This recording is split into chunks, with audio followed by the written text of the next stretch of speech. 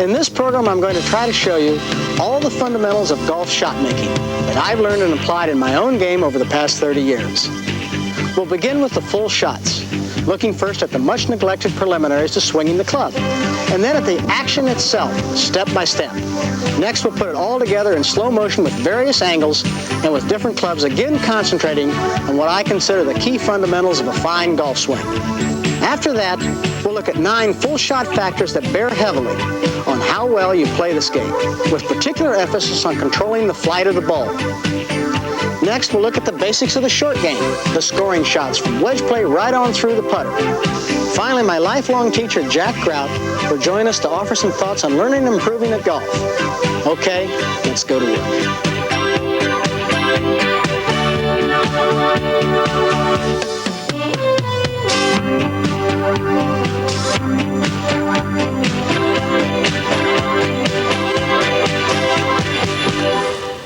To play all the different shots in the game of golf, the rules allow 14 different clubs. But fortunately, you only have to learn basically one swing. When I started playing the game of golf, I had an instructor, Jack Grout, who believed that all golf shots should be played with one basic swing. He felt like the grip should be the same for all shots, the aim should be the same for all shots, the ball position should be the same for all shots, and the basic swing arc and plane should be the same for all shots.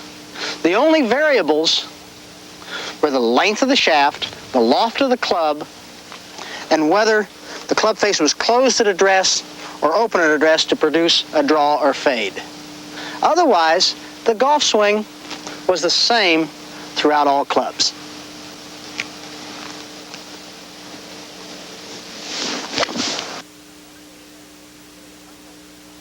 Now let me show you the one basic golf swing from 2 different angles with 4 different clubs. The 9-iron, the 5-iron, the 2-iron, and the driver. And you'll notice that the approach to the shot, the golf swing, the ball position, the arc of the swing, the plane of the swing is the same with all the clubs. The rhythm remains the same with all the clubs. The only thing that varies is that the stance is narrow with the 9-iron and gets wider as we move to the 5-iron, the 2-iron, and the driver. The ball is further away as we move from the 9-iron, the 5-iron, 2-iron to the driver.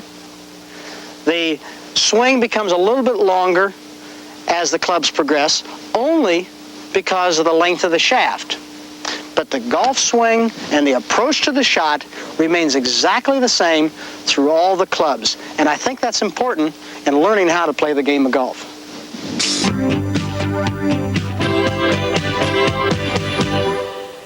When playing varying length shots and different types of shot, the average golfer has a tendency to want to change his swing for the shot. In other words, if he's got a short 5-iron shot, he takes a short swing. If he's got a long 5-iron shot, he takes a long hard swing. Not the same swing. I think that you should try to use the same exact golf swing for every shot. If you want to play a longer shot, hit a 4-iron. If you want to hit a shorter shot, hit a 6-iron. If you want to hit a shot right to left, close the face slightly.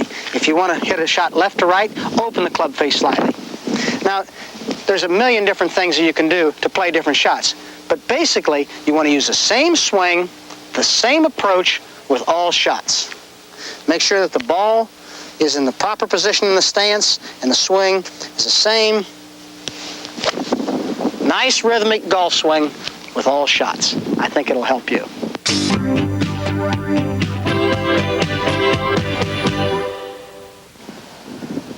The grip is the simplest and easiest fundamental, and also the most important fundamental in the game of golf. A good grip allows everything in the swing to happen naturally. What is a good grip? What are the elements of a good grip? Well, let's try to do as many things as natural as possible. First of all, let's let our hands hang at our sides. Now, as the left hand's hanging down at my side, that's where I want the club to fit, just where the left hand, the way the left hand hangs. My right hand, as it's hanging to my side naturally, I just bring it up as though I was shaking hands with somebody, and I put it on the golf club. That puts both hands on the club in a reasonably straight fashion. Whether you use an interlocking grip, an overlapping grip, or a full finger grip, I don't really think makes much difference. It's a matter of personal comfort on how you connect your hands. Now, the left hand is the strength of the golf grip. It has to be the support. So the golf club passes diagonally across the palm of the left hand. If you were going to hit somebody, let's just say with the back of your hand, you wouldn't flick them with your fingers. You'd hit them with the strongest part of your hand, and that's the back of your left hand. And that's what I want the golf club sitting directly behind that. Now, the right hand is exactly the opposite. The right hand is the part that applies the hit. So I want to use the fingers of the right hand, right across there. Now, why do I want to use the fingers? Well, if I were going to throw a ball, I wouldn't put it in the palm of my hand. I'd put it in the fingers of my hand, so I have something to snap it. So the combination of strength and hit are the two elements of the right and left hand put together straight on the golf club to produce a good grip.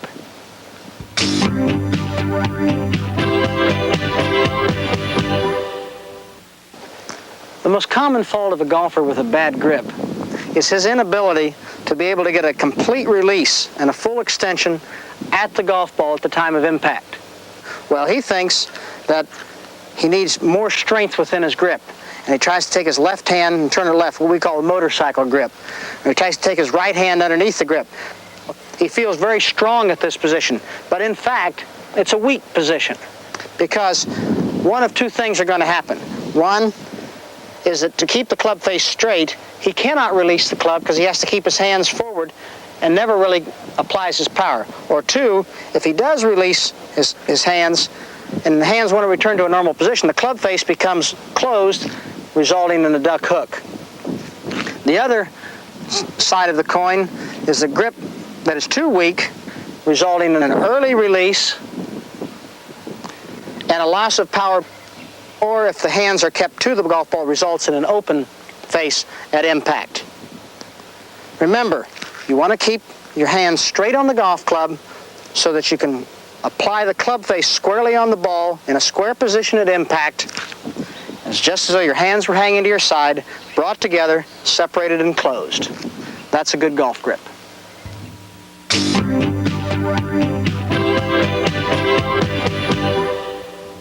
The best golf shot in the world really doesn't make any difference if it isn't aimed at the target. I want to show you a simple way of how I go about lining up a golf shot, and I think it'll help you.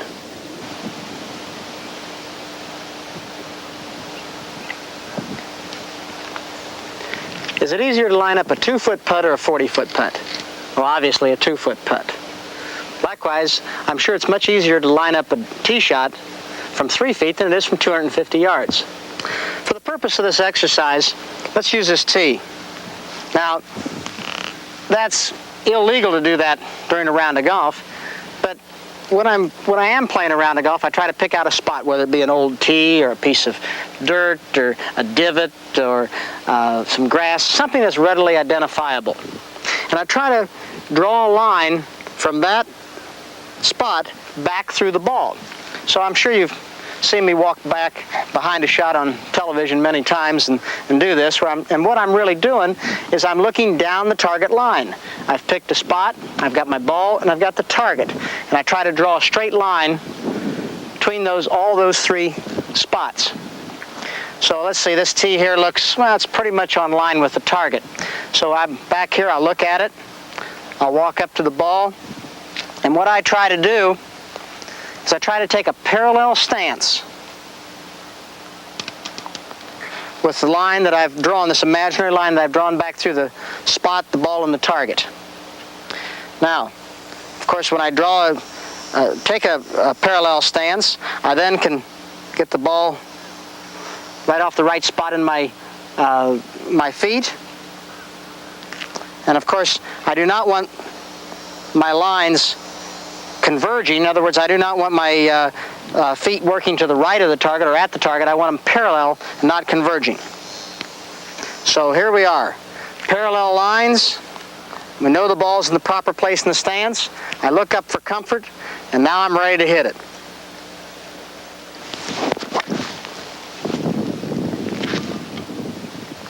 Not too bad for an old man, huh?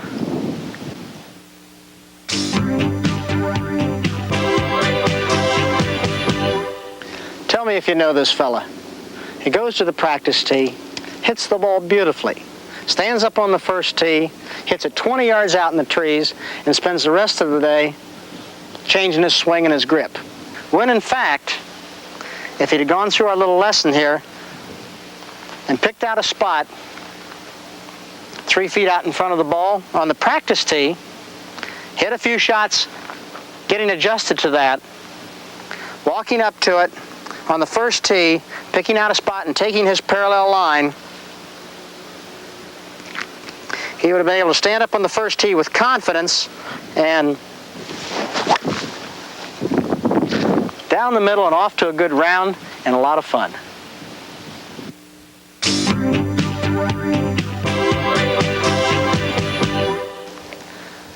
The more things you can do right before you swing the golf club, the easier the game of golf becomes. Ball position is one of those fundamental elements that must be done correctly if you want to consistently hit good golf shots. I say the ball should be played off just inside the left heel. Why do I say that? Well, I think you have to understand the elements in the golf swing that make that happen. The first one is that the golf club travels on a path along the ground that, as the body turns and the club comes back, opens to the line of the target. It then comes back to the ball, and at one point during the swing, that club face is relatively square to the target, and then passes through and closes and moves off to the left. The second element in the golf swing is that the club comes up in the air as it comes on the backswing, and at one point in the swing, that club reaches the bottom of its arc, and just prior to the bottom of that arc is where you want to make impact with the golf ball. The club then continues on up again. So it's the convergence of those two elements which dictate where you want the golf ball played in your stance. And for most people, as you try to move to your left side, that position will occur just inside your left heel.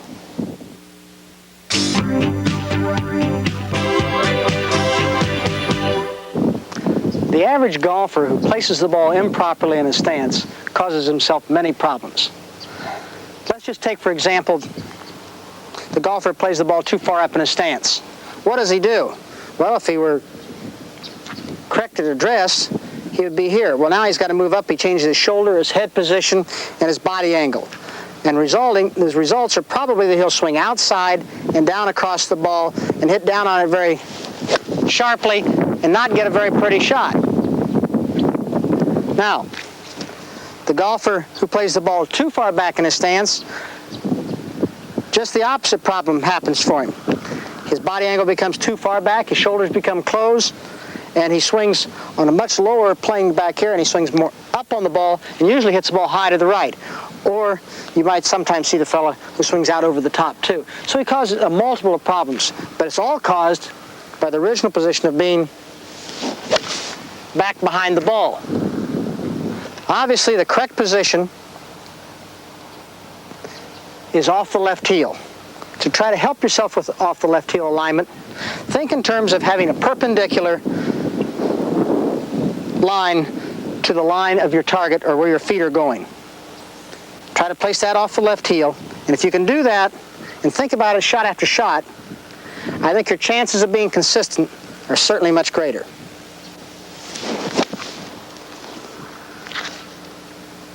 How about that?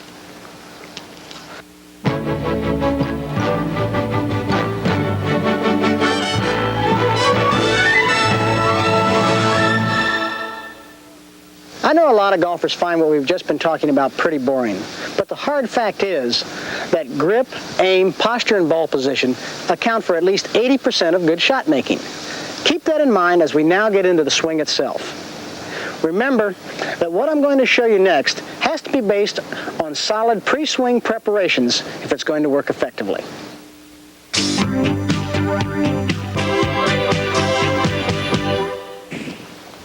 The single most important element in swinging a golf club is a steady head. Without a steady head, all the other fundamentals go out the window. Fortunately, the good Lord put my head right in the middle of my body, as he did with most of you. Let's try to leave it there when we address a golf ball and when we play a golf shot. As we stand up over a ball, if our head is in the center of our body and we bend over slightly in the waist and where the club hits the ground is our address position, that is where we want to leave the head. Now, at that point, I like to feel as though I have a stake driven down through my head, down through my body, and into the ground.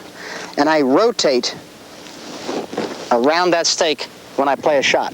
It sets up a slight hip-forward body angle, simply because my right hand grips down the club further than my left. And that body angle is in this position right here. Now, I try to maintain that body angle and my head position throughout the golf swing.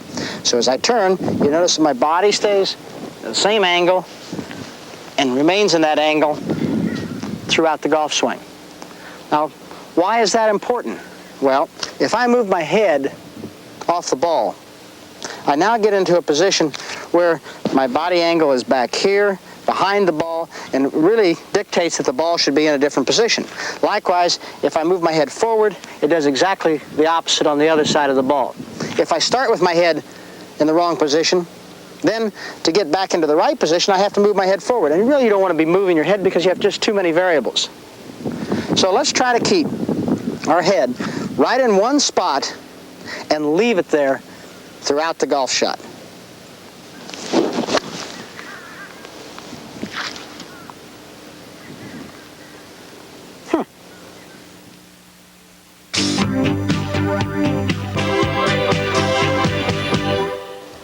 Most golfers don't even actually realize that they're moving their head when they make a golf swing. Good or bad, doesn't make any difference. Everybody has a tendency to move it a little bit. I think the average golfer, I'm sure you've seen him, he'll stand up to a ball and he not only can move it back and forth, but he'll move it up and down. And he'll give it a little bit of a... And he say, oh my gosh, he says, and he turns to his pro and he says, hey pro, what am I doing wrong? Well, the pro really doesn't have anything to start with because he's thrown all the fundamentals out of the window by moving his head all over the place. Now, when I was growing up, I found a method of keeping my head still, or at least Jack Grout found a method. He used to grab my hair. It was a little bit painful, but I learned to keep my head steady. And what Jack did was grab hold of my head, and I just hit shot after shot with him holding on to my hair. If you don't have somebody there to be able to hold on to your hair, I suggest that you practice with a shadow and have a shadow out in front of you, and you watch the shadow. And as you swing a golf shot, you watch and see that your head remains steady and doesn't go up and down or back and forth, because you can see that on your shadow. So let's review a second here. What are we trying to do? Well, we're trying to figure out a way to leave our head in the center of the body so the rest of the fundamentals of the golf swing are valid. And if you do that, you've got a good chance of playing some good golf shots.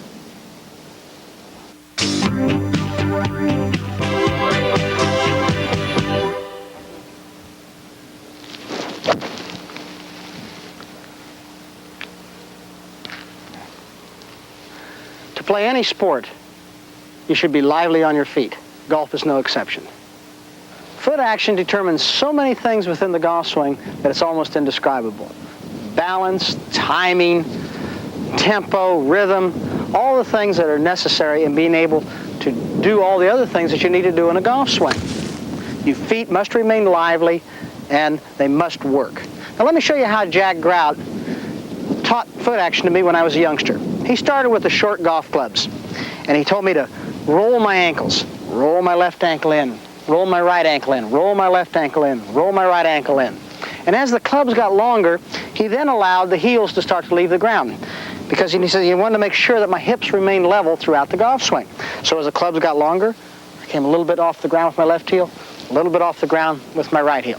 Let me show you 3 golf clubs and 3 shots and how I think they should go with these clubs. This is a pitching wedge, and with a pitching wedge, my heels will pretty much remain on the ground.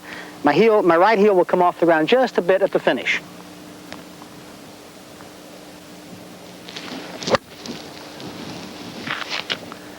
Now, with a 5-iron, you'll notice that my swing is a little bit longer, my stance is a little bit wider, and my heel will get pulled just slightly off the ground on the backswing, my left heel, and my right heel a little bit on the follow-through.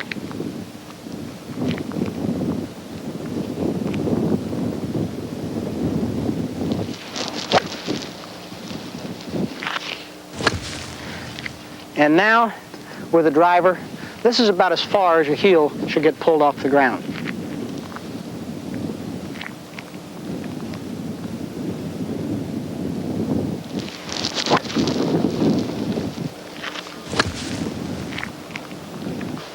Understanding foot action can be really a big help to you.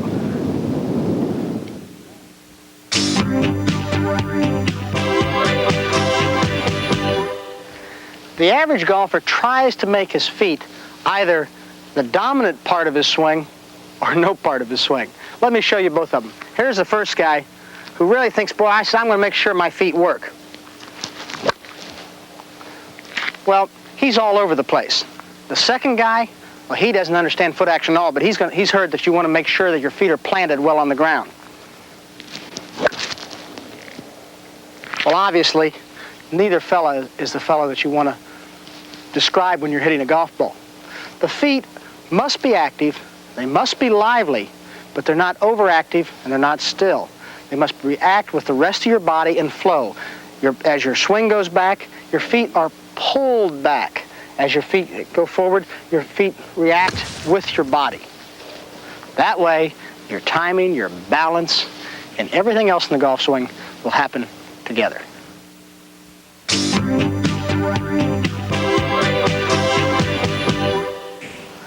How many times have you heard someone say, you're swinging too fast? Swing slower. When really what he's saying is that you're too tense, and tension is the real culprit of a fast swing. A fast backswing is generally caused by tension at the start of the swing. Well, what do I mean by the start of the swing? Well, as I'm standing up over the golf ball, if I have tension anywhere in my body, that is generally caused, for most people, through the grip. If I'm tight with the grip, then my arms become tight, then my shoulders become tight, then my upper body becomes tight, and if I'm tight everywhere else, then my legs are tight. Now really what I want to do is I want to be very loose with all parts of my body. I want to be very relaxed. I want to keep in constant motion until I'm getting ready to hit the ball. And I want to make sure that everything's relaxed so that I can start the club away from the ball very smoothly and very relaxed. Okay, well, how do I do that? Well, I think if you have tension in your grip, then it transmits through the body. So I try to make sure that I grip the golf club just hard enough so that I don't have any tension in my forearms. If I start to have tension in my forearms, then I'm gripping the club too tightly. And at any point during the golf swing, if I start to feel tension in my forearms, then I've changed pressure and will not allow the golf club to release, and I'll start to be restricting my swing. That is obviously bad. So I want to make sure that I do what I call soft forearms throughout the golf swing.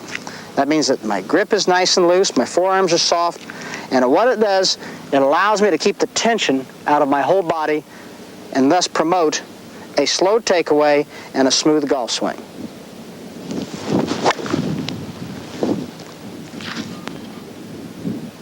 It worked.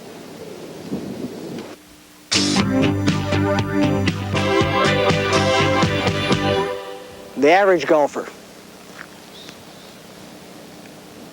Well, I've got my hands tight enough, got my arms tight enough, my legs are locked. Now I'm ready to go, but I'm so tight I can't move. And he jerks it away.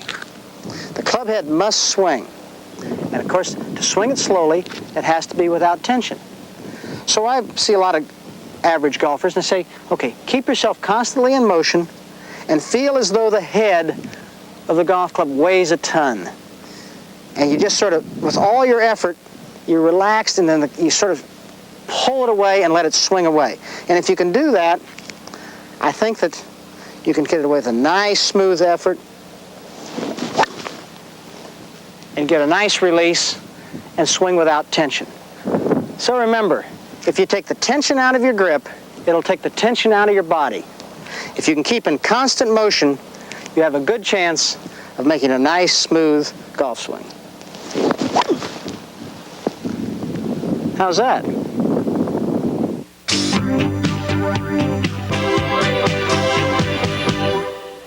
Once you start the backswing, make sure you complete it, for without a complete backswing, you'll lose your potential for power and accuracy.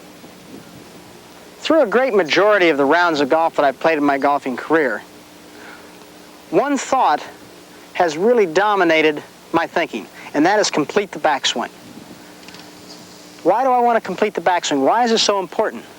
Well, there are two elements in the golf swing which we're all trying to achieve, and that's power and accuracy. And if we complete the backswing, we have a chance to deliver both of these simultaneously at the golf ball at the time of impact. First of all, power. Power is gathered by a turning of the body, a turning of the upper body and the lower body, and a completion of the backswing with the club going to a parallel position. At this point, the lower body uncoils first, bringing the upper body, my hands, the club, and the club head last behind it into the power position and delivering the power. Secondly, as far as delivering accuracy, I want to make sure that whatever line I take the club back on, I bring the club back approximately on the same line. So if I take the club, and for most shots slightly inside, back to this point here, where it's again in the same position I was in the power position, I want to release it right from that same position, right back down the same line, so that I can have both my power and accuracy happen at the same time.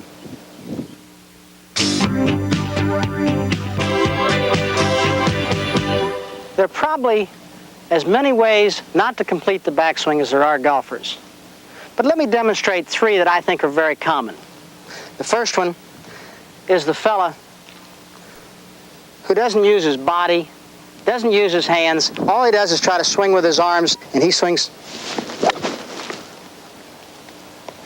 The second fella who tries to use his body, but he doesn't try to use his arms and tries to use his hands a little bit.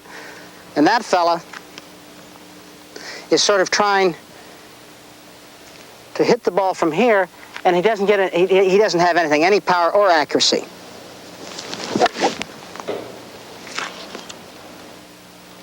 Now the third fella who says, "Well, I'm going to complete my backswing. You know, he's going to do that, so he's going to not use anything but his hands." So he gets back. He says, "Okay, I've got it." He says, "How about that?" Well, obviously, none of those three are what you want to do. What you want to do is make sure that you use all the elements of the golf swing, and that is, we want to use our hands, we want to use our arms, and we want to use our body back and through. I frankly prefer that one.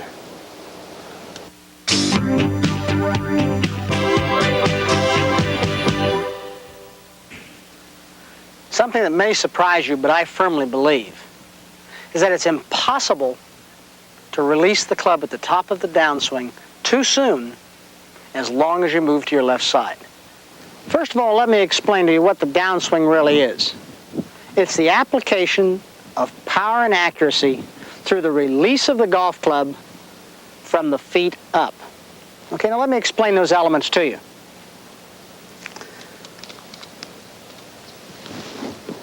The first movement that you make from the top of the swing is moving to the left side. That's by probably planting the left heel. You move to the left side, it releases the lower part of your body, your upper part of your body, your arms, your hands, the club, and the club head is the last thing to really get going. Now, to get that complete release, you move and it generates the pull of everything here, and the club is pulled down into the hitting area. Now, do not try to keep your release from happening till this point, though, because if you take this point and take that to the top of the swing, you'll see it was here, and the club has been released from there to get to this point. So as you start down, the club is released at the same time. So as long as you move to the left side, you go ahead and release the club so that you can get maximum extension at the point of impact. And that is important because that's what you're trying to achieve, to get full power and accuracy at the moment of impact.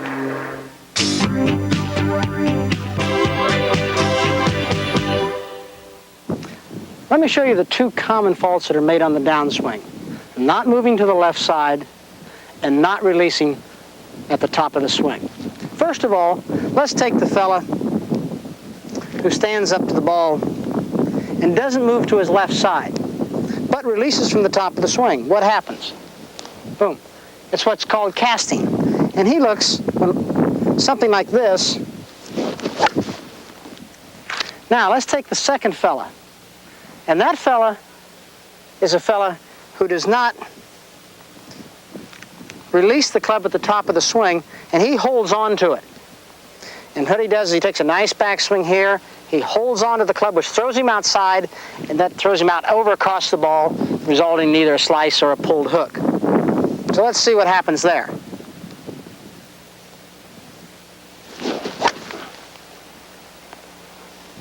That doesn't look very good either. Now, let's try to show you what should happen. First of all, you obviously want to complete the backswing. Swing the club slightly to the inside. At the top of the swing, at this point here, we move to the left side and release the club. And it should look something like this.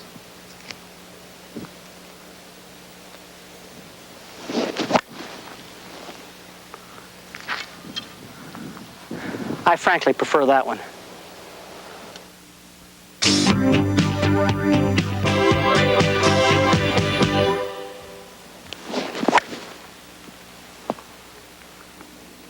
The follow-through, I said, could be a great teaching aid. Well, how can it be a great teaching aid? The golf ball's already gone. Well, let me show you. The follow-through is really a mirror of the backswing. In other words, if I'm followed through to here, if I draw that swing back, say, gee, that was the right position to be in here. If my follow-through is over here, and I draw that back, all of a sudden I found I'm outside going back. Or if my follow-through is out here, I draw that back, now I'm too far inside. If I stand here and all my weight is on my right foot, I say, how did I get there? How did my weight end up on my right foot? Well, I mirror that. It's probably because I have my weight on my left foot on the backswing rather than my right foot. So there's many, many different things that you can pick up from this. Right from the chip shot, right through the driver. If a chip shot, you only take it back this far, you want to take it through only this far. An iron, you take it back this far, you want to take it through this far. A full iron back to this far, through this far. Right up to a driver, which you take all the way back here, and you mirror it here. Obviously, the balance on the backswing's on the right foot. The balance on the follow-through is on the left foot. It can be a great teaching aid if you just take the time to use it.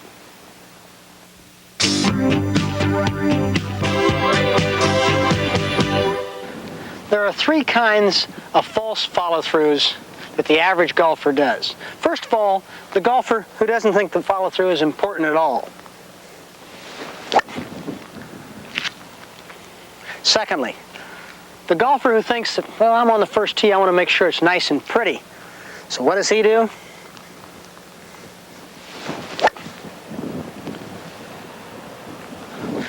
Pretty, but useless.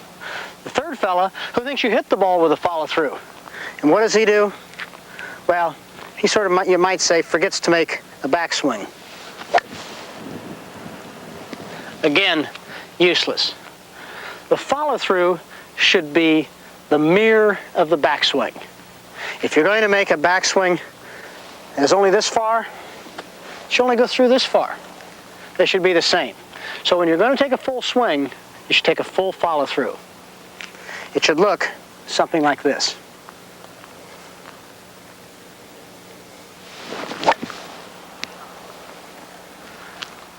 try it. I think it can be a great teaching aid to you too.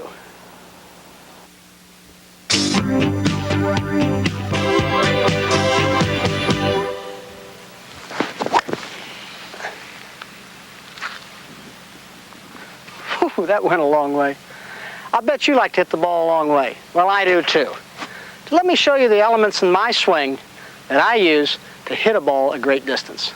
For me, and I think for most people, a correct grip creates power. Why does a correct grip create power? Well, it allows you to get a total release of the golf club at the golf ball. I try to take as wide an arc as I possibly can going back, and wide an arc as I possibly can coming through. This gives me a very, very flat approach into the ball, and I hit it as much in the back of the ball as possible. 3, at the top of the swing, I am completely coiled. My legs are in a position to where they can really start to drive. My shoulders and upper body are turned. The club is in a full horizontal position. Now, from this point, I drive with my legs, release the golf club, uncoil my body, and release completely at the golf ball. All these elements help do the one thing that is necessary to create power, and that's make sure that this, the club head, moves fast.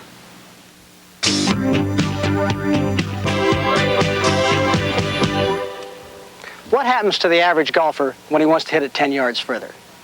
Well, the first thing he does is he gets all charged up, he gets all ready to really nail it, and he walks up to the ball. First thing he does, he gets the club in a death grip. Then as he's standing up over the ball, his arms lock up.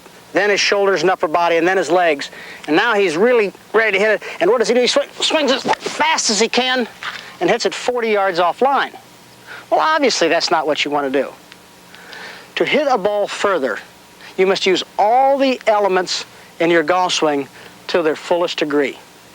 What I mean is you want to make sure that you take as long and full a swing and allow yourself to complete your backswing, allow your legs to work, and allow to get yourself time to get a complete release at the golf ball.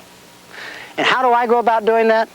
Well, when I get ready to hit a golf shot and I want to hit it a little bit further, I make a very conscious effort to be more relaxed and swing more slowly at the start of the swing and try to maintain that pace throughout the swing. After all, the club head, is what we want to move faster, not everything else. All the other things do is help that to move faster. So this is what I try to do. I walk up, I get nice and relaxed, make sure that everything is good and relaxed, and take as long and full a swing as I possibly can, but with a conscious effort to remain slower.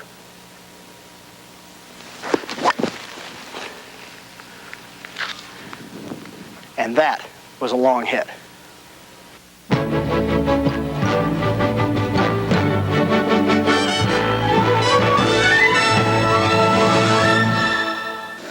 So much for the basic components of the swing.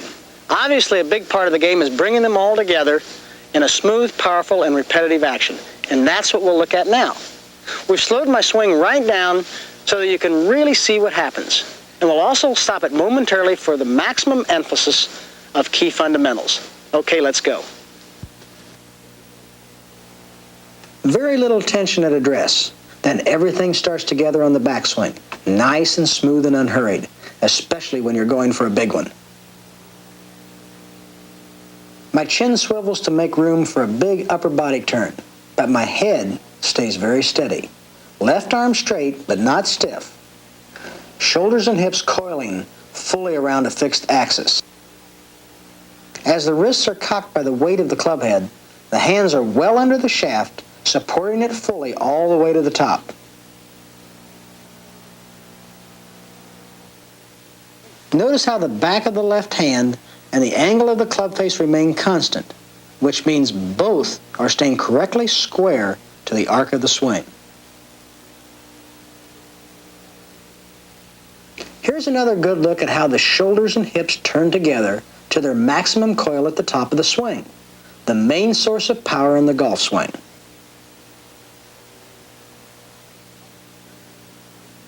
Club head very low to the ground as it starts back, with the wrists cocking naturally and only in response to the weight and momentum of the club head.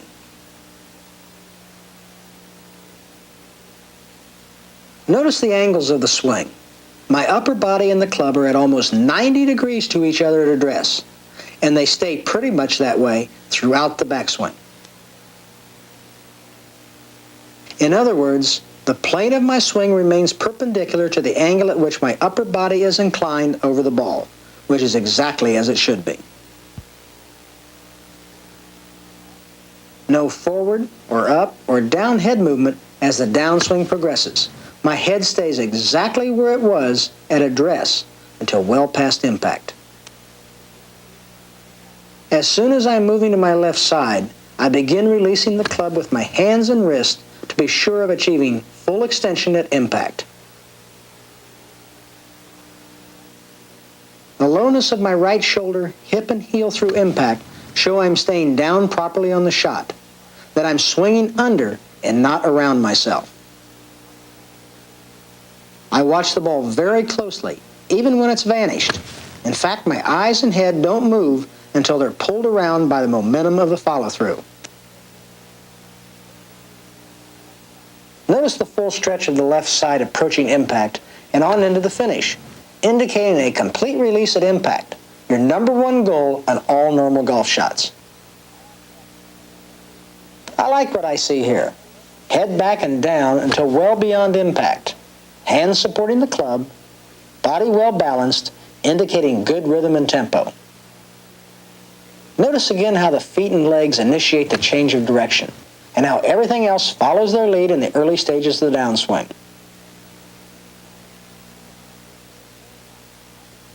But at the same time, you have to get that club head moving if you want to hit the golf ball hard and true. You must release immediately as you move to your left side.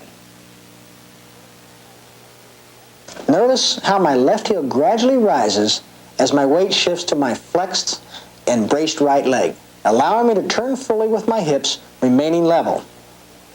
Then I quickly replant my left heel, which shifts my weight back to my left side as the first move of the downswing.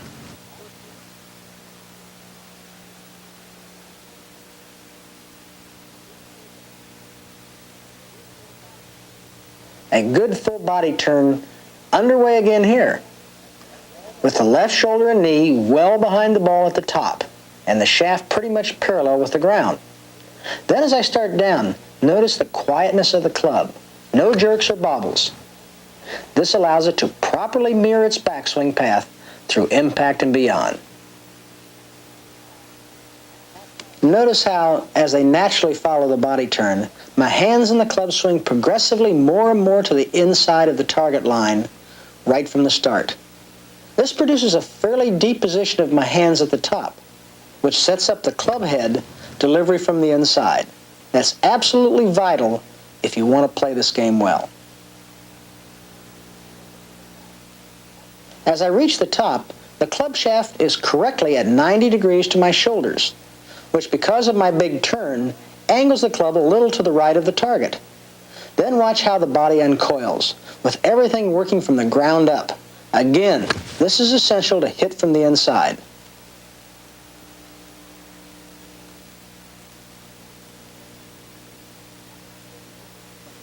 Watch the foot and leg action again, because it's the key to a very full turn while keeping the swing centered and well balanced.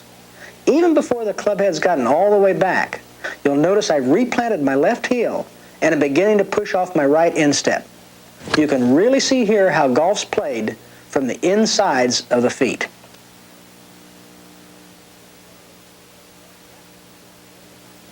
Left knee pulled well behind the ball, as the right leg remains a solid brace for the body's coiling action. This allows me to make a quick transfer of weight to the left side coming down, which pulls everything else around in sequence. Hips, then shoulders, then arms, then hands, and finally, the club head.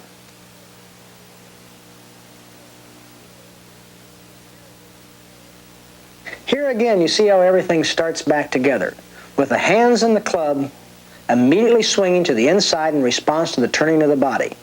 Then note how the club is released right from the top, allowing me to deliver it along that same inside path and also to reach full extension, left arm and shaft in a straight line at impact. Notice how freely my left leg moves as my body coils. There's hardly any weight on this leg at the top, which is a big factor in making a full body turn. Notice, too, how the right shoulder and hip are still behind and beneath the left shoulder and hip at impact. Another sign of complete club head release. From overhead now, watch how the club face gradually opens relative to the target line but remains constantly square to the turning upper body. Then coming down, these actions are reversed until the club head arrives momentarily square at impact, then closes again as it swings into the natural follow-through. All perfectly responsive to the rotation of the body, with no manipulation by the hands, wrists, or arms. This time, watch the path of the swing, the arc of the club head. As everything begins to turn away from the target altogether, right from the start, the club head swings progressively more and more to the inside, in sync with the coiling of the shoulders. Then, with the legs leading and a full release, the club head returns to the ball along the same inside path until at impact it travels momentarily straight along the target line. Then, once again, it swings to the inside on the follow-through.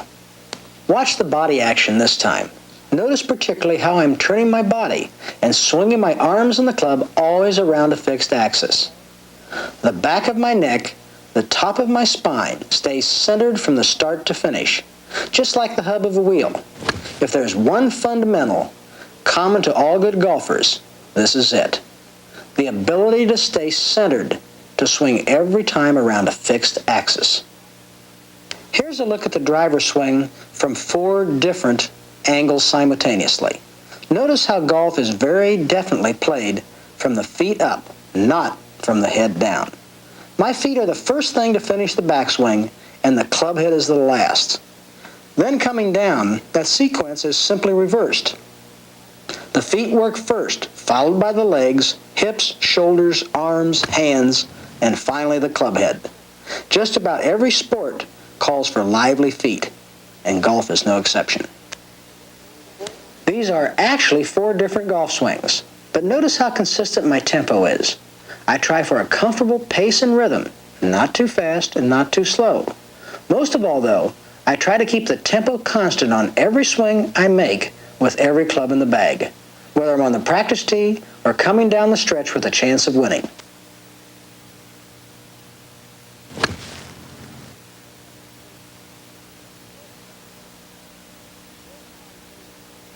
Notice how I'm hitting the ball with the head of the club, not with my arms, not with my shoulders, not with any part of my body, but with a weight at the end of the stick, with a club head. Always remember that you can get distance only from club head speed, never from body force. So go ahead and really use that club head.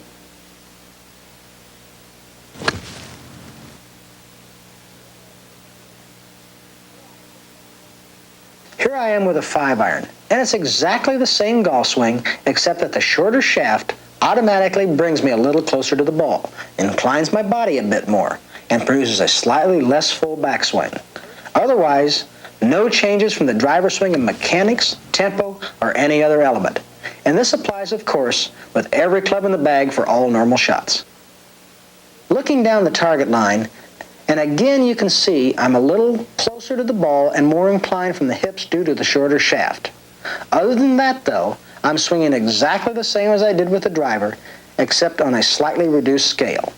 If there's a secret to winning golf, it's repeatability, which is why every good golfer strives to build one solid, fundamentally good golf swing. Notice the fundamentals still at work here. Swinging, as always, around a fixed axis, and once again being sure to get a good proportion of my weight onto my right foot in the backswing. If you don't shift your weight away from the target going back, there's no way you can properly transfer it towards the target coming down, which will always cost you distance and accuracy.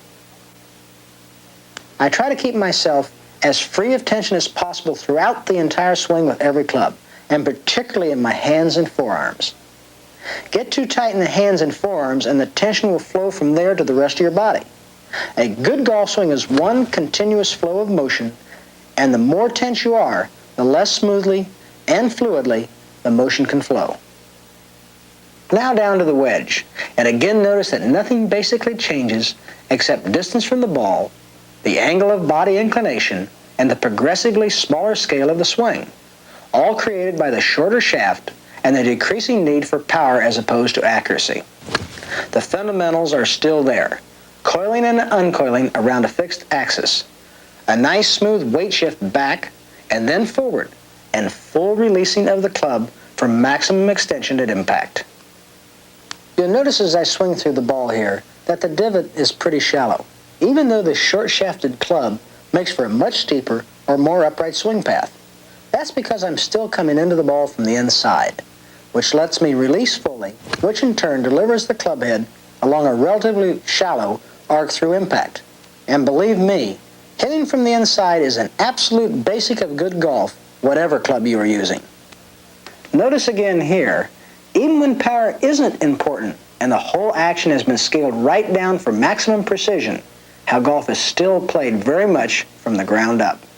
Wedge, driver, or anything in between, you must be lively on your feet. Must use your lower half properly if you want to hit consistently good golf shots. Fortunately, Jack Grout taught me that lesson at a very young age, and it's been a huge help to me ever since. The wedge from overhead. And again, it's the same basic golf swing, the same mechanics, the same tempo, the same effort to meet the ball squarely from the inside with full extension at impact. And now, as I make what looks like a well-balanced follow-through here, I'm going to quit talking and simply let the action flow for a few more minutes so you can look at it in relation to your game and pick up whatever pointers you might feel to be most helpful to you. Okay, here we go. Reversing ourselves back through the wedge, and then the 5-iron, and finally the driver.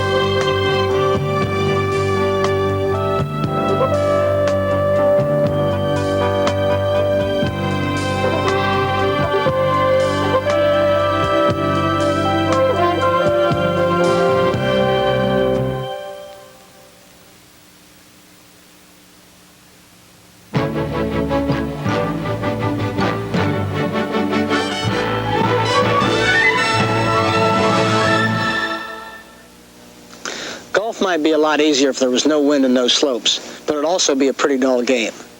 The natural challenges it offers are a big part of its appeal, but to fully meet them, you have to know a lot more than one basic golf shot. So let's look at what really separates the men from the boys in this game: controlling the flight of the ball.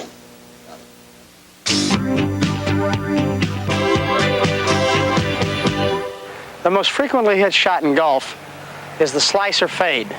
It may surprise you to know, for the greatest part of my professional career, my favorite shot was the fade.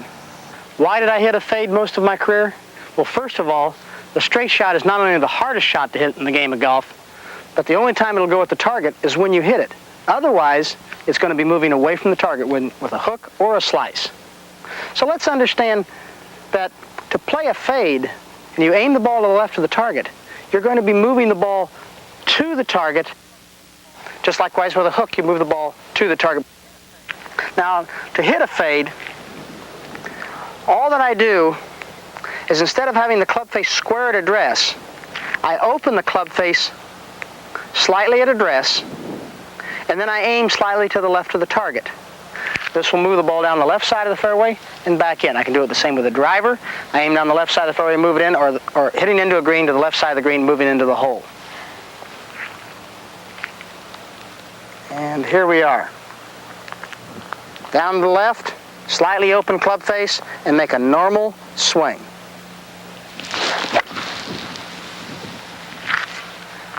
Should produce a nice little left-to-right fade. Now, how much do you open the club face? Well, that's a matter of personal preference, and the only way you can find out is for you to get on the practice tee and experiment a little bit for yourself.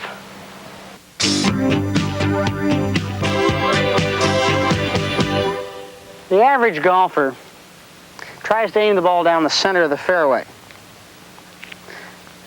At that point, knowing he is a slicer, he tries to swing out over the ball and tries to guide the ball into the fairway, thus losing power and direction, like this.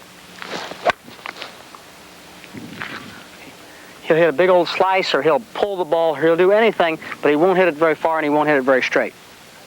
Now, really, I don't mind a fella being slightly outside. If he's going to play a little slice, that doesn't bother me too much.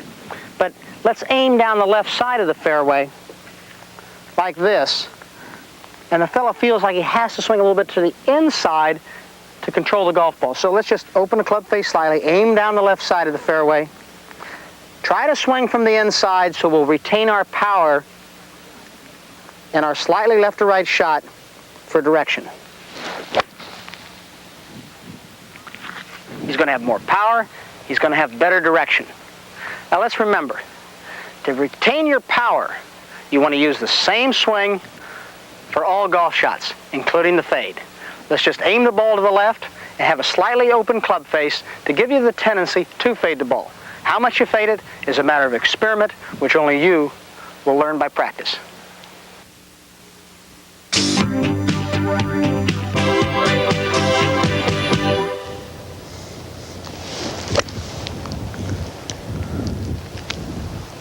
If you want a little more distance and still control the golf ball, you should learn how to play a draw.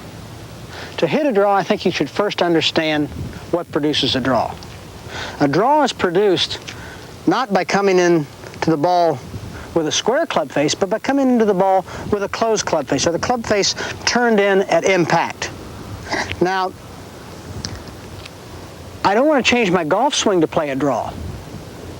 What I want to do is make exactly the same golf swing that I've made with every other golf shot, but by the turning of the club face in, I will take loft off the club and produce a little extra distance, produce a spin that will make the ball go to the left, and to compensate for that, I aim slightly to the right of the target. And depending on how much I want to draw the ball is how much I aim to the right of the target and how far I turn the club face in. Well, what should that do? Well, as you look down the line of the target, that should make the ball go left. So let's aim to the right of the target to compensate for the closed club face. Now, all I want to do from there is make a complete golf swing. And this is what should happen.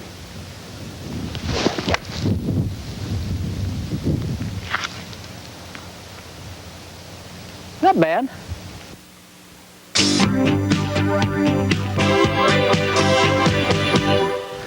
how does the average golfer go about hitting a draw? Well, he's been taught to first of all move his left hand over here, move his right hand under here, okay? Now, he's going to close his stance, he's going to bring his right foot back.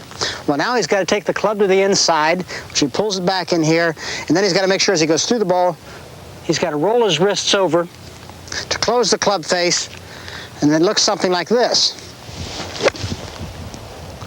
Oh boy, wasn't that a nice, pretty little draw? Let me see you do it again. Well, obviously he can't, because he has too many inconsistencies, and he hasn't used his basic golf swing in the one that he's used to. To play a draw properly, when you're on the practice range, let's say you decide to close your club face a little bit, and you aim a little bit to the right of the target, and it produces a 5-yard draw. Fine. We'll close a little bit more and see if it produces a 10-yard draw. Now, you'll notice that when you close the club face and aim to the right of the target, you'll also get a little bit more distance out of the shot. So if you're playing a 5-iron distance, many times you can play that with a 6-iron because it produces more distance. Or if you have a 4-iron shot, you can take the 5-iron and get the extra distances you need. And it should look something like this.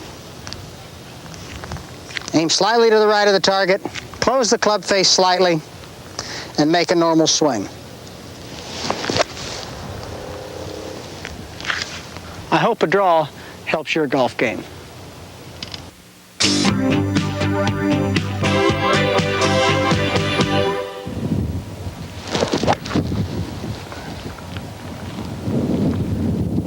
Hitting the ball high. It's really not that difficult to do if you understand the principles, and it can really be a lot of fun. I think probably the most enjoyable and satisfying shot I can play in golf is when I'm behind a tree or an obstacle in trouble, and I'm able to get the ball up quickly and fly it to the green, particularly with a long iron. I have here a 1-iron in my hand, and let me show you how I go about hitting the ball up in the air. First of all, I'm going to use the same golf swing that I use with every other golf club. Let's just take that as a given. Secondly, I'm going to open the club face to put loft on the club. Well, you say, well, that's going to make the ball slice. It is if I place it off my left heel. If I move the ball up in my stance, then the club will come square later in the swing. Also, by moving it up my stance, I'll catch it a little bit more on the upswing, which will allow me to stay behind the ball and should throw the ball up in the air. Let me show you.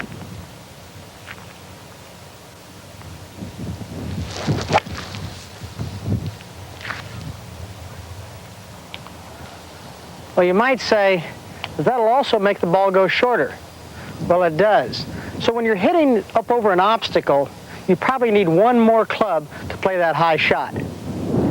But also remember, when you're playing downwind is the other reason you're going to play a high shot, to stop the ball quickly on the green, so that the wind will compensate and give you the extra distance you need, and the high shot will stop the ball quickly.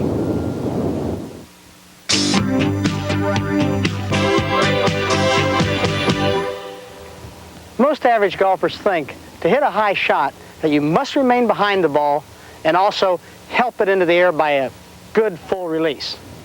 Well, they're absolutely right, but the way they do it is that they leave the ball at the same place in their stance.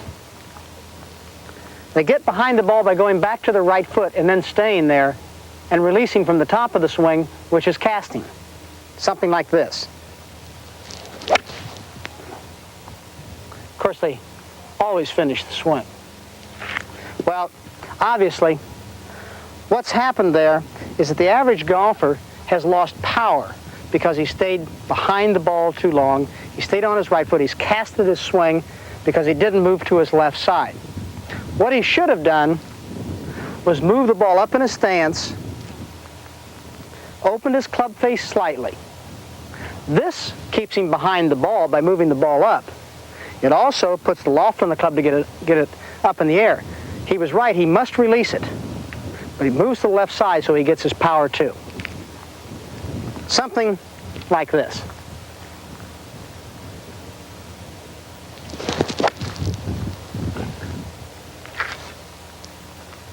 You can do that too. Just give it a little bit of a try.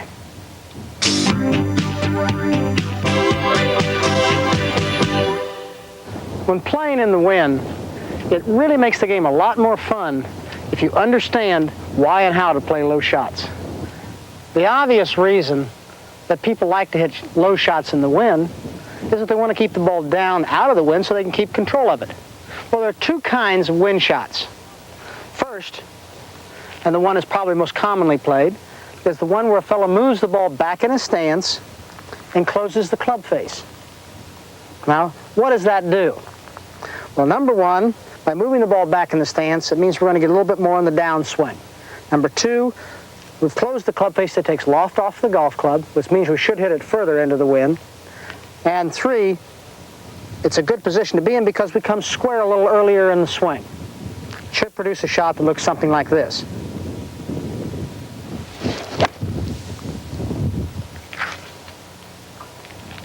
Now, the second method of hitting a ball low comes from taking exactly the same swing that you'd normally take with any other shot. All you do is reduce the length of the golf club and take a longer club. Meaning if you have an 8-iron shot, maybe take a 6-iron and go down the shaft 4 or 5 inches and do exactly the same thing you would with any other golf shot. What does this do? Well, having less loft will keep it lower. The shorter shaft will make it go shorter, and you're not really hitting the ball quite as hard because you don't have as long a shaft, and you're going to produce less spin, which will throw the ball or keep the ball lower in the air. So here we are. Right here, normal swing.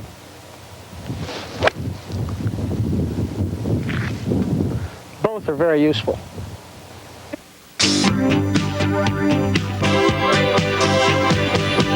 The average golfer, not enough club in his hand and hits it too hard in the wind.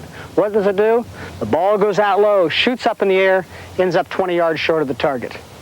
Well, what he really wanted to do was use a combination of the two things I just talked about, the two lessons. One, you move the ball back in your stance, close the club face. Two, go down on the shaft. If you have a long iron shot, let's say a 1 or a 2-iron, and you move the ball back in your stance, you're not going to put a lot of spin on the ball, so you don't have to worry about shooting up in the air. And by closing the club face, you're going to put a slight draw on it, which will also help keep the ball down. As the shot gets shorter, the club lengths should vary. In other words, if I've got a 5-iron shot, I should be using a 3 or 4-iron going down the shaft. As I go to an 8-iron, I need a 6-iron and go down the shaft. As I get up to the 9 or the wedge, I take even a 7 or an 8 and go way down the shaft to take the spin off the golf ball and to be able to control it. I've got a 6-iron here. I'm going to play an 8-iron distance shot. And when you do that, you're going to have a lot more fun playing in the wind because you're going to control the golf ball.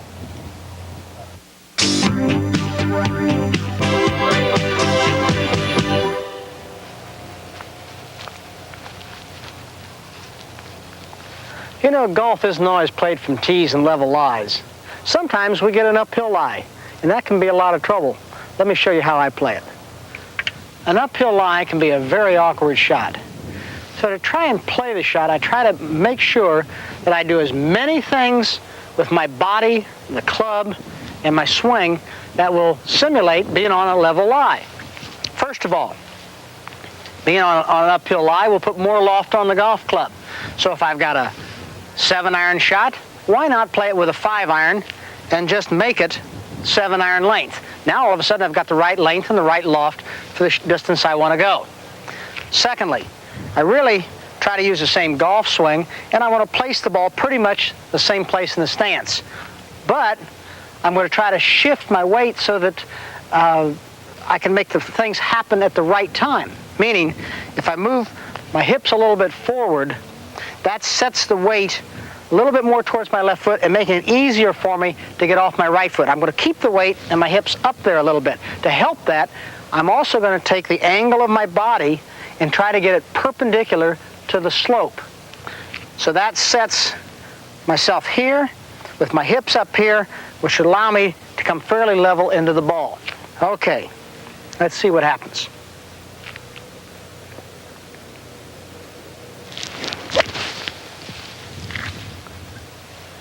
Worked all right there.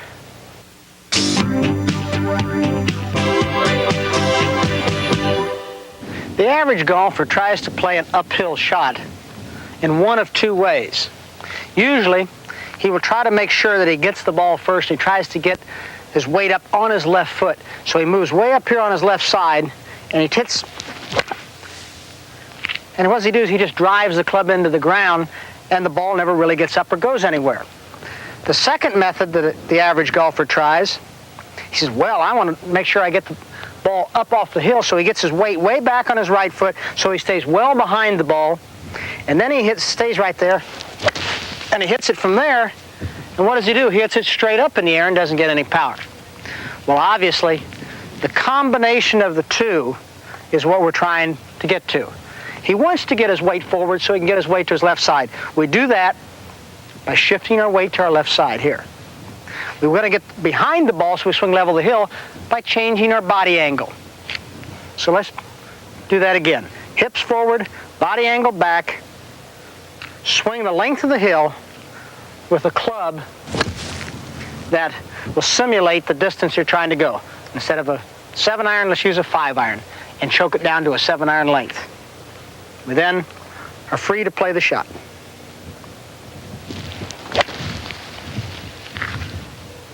I hope that helps you play a few uphill shots the next time you're on the course.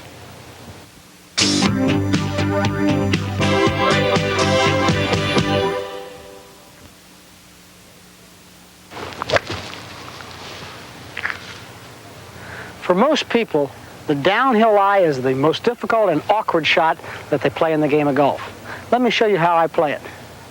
The downhill shot is a difficult and awkward shot for a variety of reasons. The main reason being is that you're going to have a shot where you're going to be reducing the loft off the golf club, meaning you're going to have to take a shorter club to play the shot, and you don't have the luxury of being able to lengthen the golf club. So what do?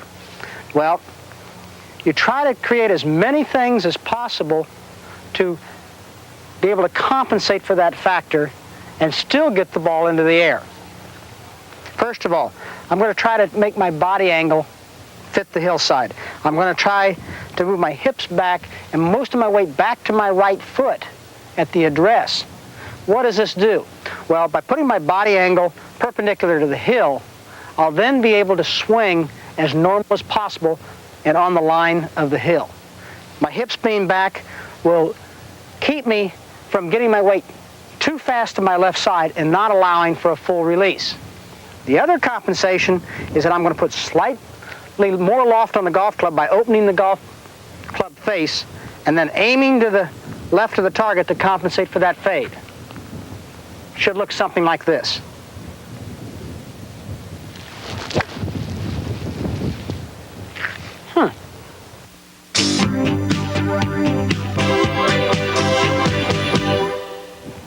I know this is a complicated lesson, but the problem in playing a downhill shot is to get the ball in the air. The average golfer will try two ways of getting the ball in the air. One, he tries to get behind it. And what happens? Well, he hits about 8 inches behind it. The second thing he tries to do, he says, I don't want to hit behind it. I want to make sure I get the ball first. So he leans all his weight down on his left foot, and then he hits it. Yeah, he might catch the ball solidly, but he drives it right on into the ground. Doesn't get any elevation, he can't get a result out of the shot. So let me review a little bit of the things we're going to try to do to get the ball in the air. And that's the important thing on a downhill shot. One, we're going to open the club face slightly. That puts more loft on the club.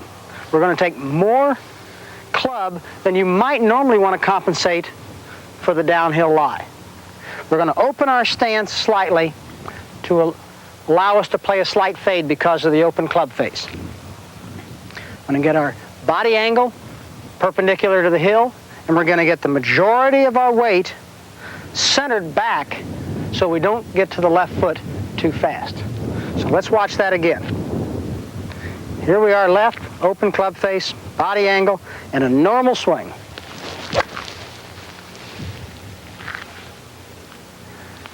I hope that helps you the next time you get in this awkward position.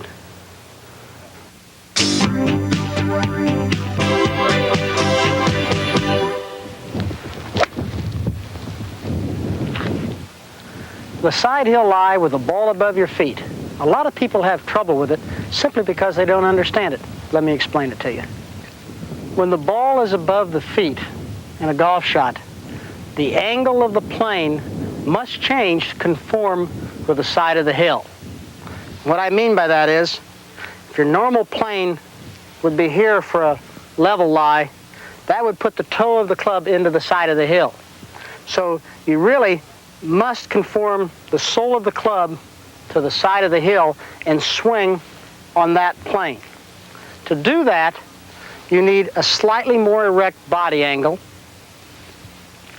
You need to try and keep your head as still as possible. To do that, the natural tendency is to fall back down the hill because you're on the side of it, is to keep more weight on your toes. And also, the club, as it swings, will produce a natural hook because the club face will be coming in at a different angle and will naturally throw the ball off of the flat side hill lie to the left. So we aim to the right of the target to compensate. Everything else is the same. Ball to the right of the target, slightly more erect, weight slightly on my toes, and a normal swing.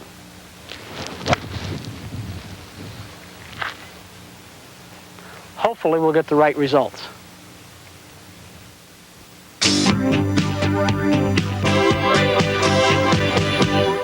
When the average golfer is confronted with a side hill lie, the ball above his feet, he'll generally make one of two mistakes.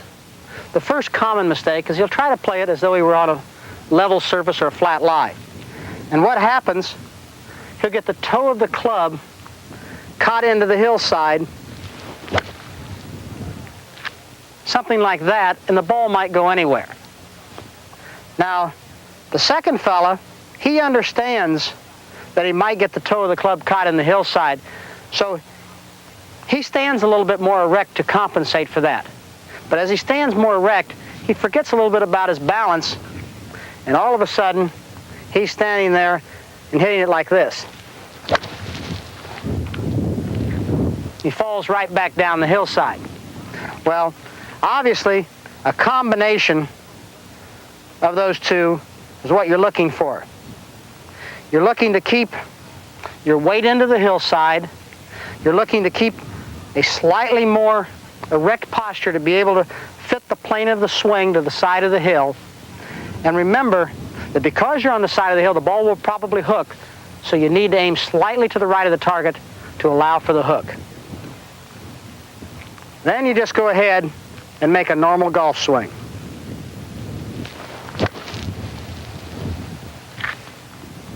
Try it my way.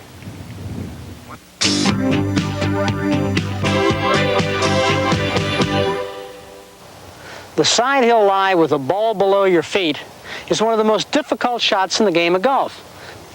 Let me show you why and what to do about it. First of all, if I were playing a shot with the ball above my feet, I could take the club and allow the sole of the club to fit the contour of the hill by moving up the hill. But with the ball below my feet, as I move the club up the hill to let the sole fit the contour of the hill, all of a sudden there's a point where I can only go so far, and the heel then gets in the way. So what I try to do to compensate for this is I try to keep as much weight as I possibly can on my heels and my middle body back as far as I can. This allows me to keep from falling down the hill. It also allows me to keep my head steady, which is going to have a natural tendency to fall out over the hill, and it allows me to bend my upper body to help fit the contour of the hill a little easier. Now, as I bend over, I also find that if I look down at the club, the angle of the face of the club is going to want to come in at such an angle as to produce a slice. So I should aim to the left of the target and just allow it naturally to happen.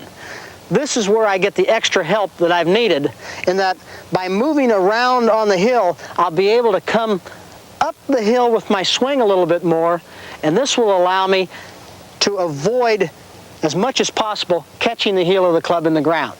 So here's what it looks like. Weight back on the heels, bend over at the body, aim to the left of the target, keeping my weight back on my heels, keeping my head steady, and then a normal golf swing.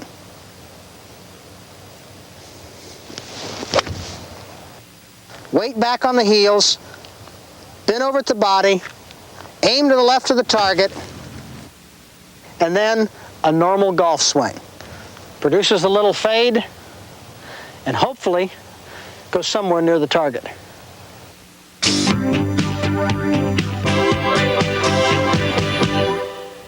When the average golfer plays a side hill lie with a ball below his feet, he generally finds himself losing his balance and hitting the heel of the club into the ground, and the result is a bad shot. Something like this.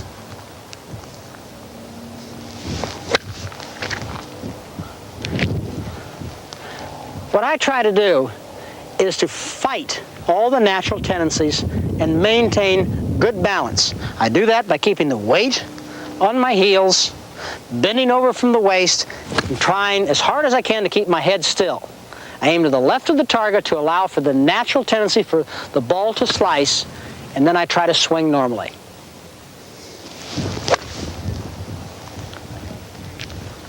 I hope that helps you with one of the most difficult shots in the game of golf.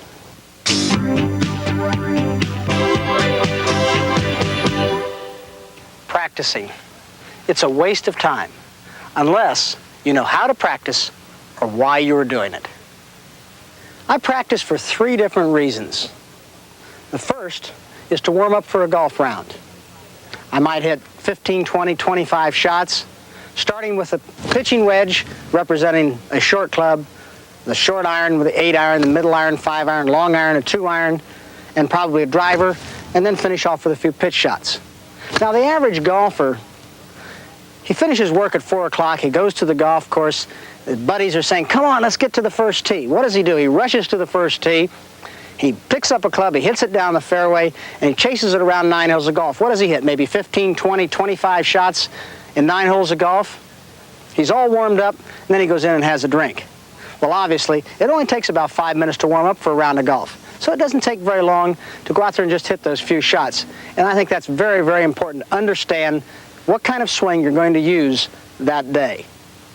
Second method is when I'm not sure what I'm doing or I'm having a fault in my swing, then I go out and I start off trying to figure out what that fault is, but I start off with the basic fundamentals. I start with my grip, I start with my stance, I start with my posture, my ball position.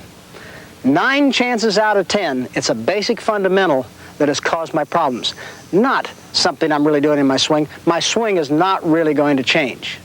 The third method of practicing is when I'm trying to really groove a certain thing in my swing and make sure that what I'm doing is right. Now, I do this a lot after I play a round of golf, whether I've played good or bad. But particularly, even if I'm playing well, I go out and I'll hit a few shots, making sure that I understand that what I'm doing is right, and I understand why I'm doing it. And I don't go out there and hit 500 balls. I might go out and hit 15 shots, I might go out and hit 50 shots, I might hit 5 shots. When I understand it, I've practiced with a purpose, and I get away from it.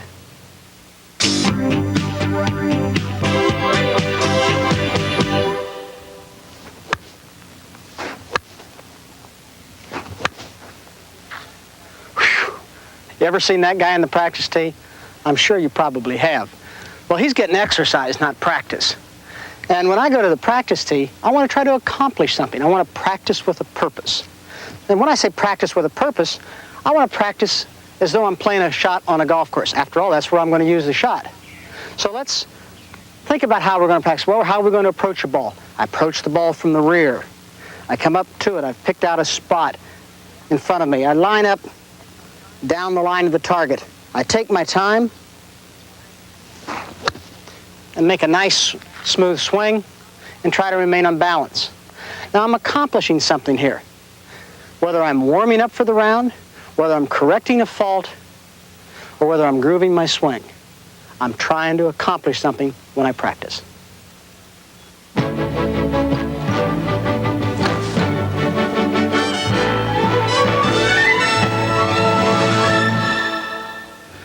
Want to lower your scores without rebuilding your swing? Devote some extra practice time to the short game, and I promise you that will happen. The reason, of course, is that these are the scoring shots, the stroke savers, the area where you can most easily recover from previous mistakes, where your goal should always be to turn 3 strokes into 2 or 2 into 1.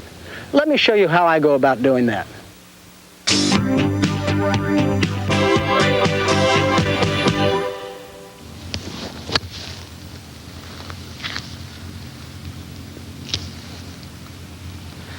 The 50 to 60 yard pitch shot, medium length shot. A shot we all frequently have to play, and I'm afraid we're not as good at it as we should be. Let me show you how I play it. First of all, I play the middle length pitch shot with a sand wedge. As a matter of fact, I play all pitch shots with a sand wedge, as do most of the pros on the tour. Secondly, I want to make sure that I'm as aggressive as I can possibly be with this shot to be able to get as much control on the golf ball, either through spin or through hitting a soft shot into the green. Now, how do I go about being aggressive? Well, I want to make sure that I'm hitting the ball as hard as I can at the bottom and not make it go a great distance, maybe just 50 or 60 yards. Well, if I would hold the club at the end, the ball is going to go a great distance. If I go down the club or down the shaft and reduce the length of the shaft of the club, thus reducing the length of the club, I should hit a shorter shot, even if I hit it with the same power. If I reduce my arm swing from there to here and play the shot with more hands, I'll again not hit the ball as far, but I'll still be able to hit it hard. So let's see how I go about playing the shot. I use a fairly narrow stance to keep my feet nice and loose and being able to be very fluid so that I can be very quick on my feet to be aggressive. Next, I play the ball off my left heel. My head is pretty much over the top of the ball. I grip the club shorter. I make sure I play the shot with a lot of hands, and I'm trying to be very aggressive.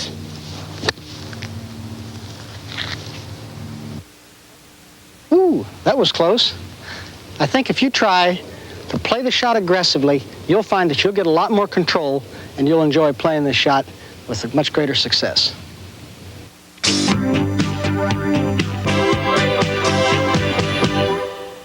There are quite a few ways that the average golfer has trouble playing a middle length wedge shot.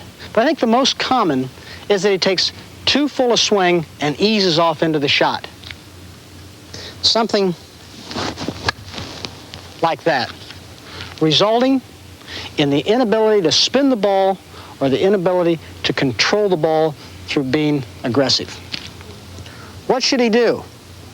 Well, first of all, he wants to get clubhead speed to get spin, so he needs to use his hands. Secondly, he doesn't want the ball to go very far, so he needs to reduce the length of the club by going down the shaft. This combination, along with quick feet and your head right over the ball, should produce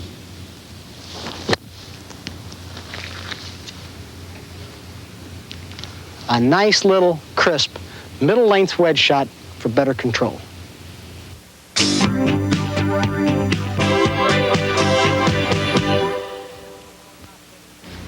It's essential to know how to hit a short pitch shot around a green if you want to save strokes.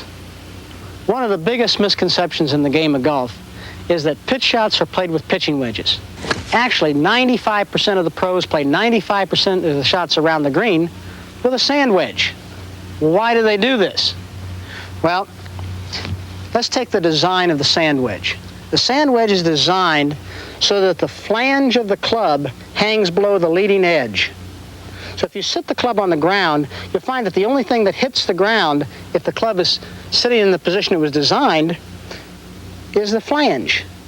The leading edge doesn't get into the ground. If the leading edge gets into the ground, then you'll dig on the shot, as you would if you would use a pitching wedge. Now, the second feature of a sand wedge is the flange and the width of it.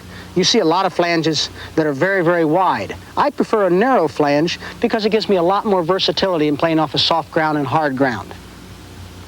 So now we figure out, how do we use this sand wedge when we go to play a shot?